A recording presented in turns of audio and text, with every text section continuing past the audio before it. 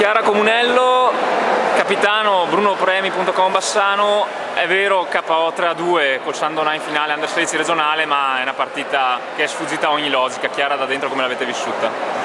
Abbiamo vinto, però non abbastanza. Potevamo giocare molto meglio, perché noi non siamo fatti così. Siamo un bel gruppo e siamo impegnati abbastanza, potevamo andare molto meglio.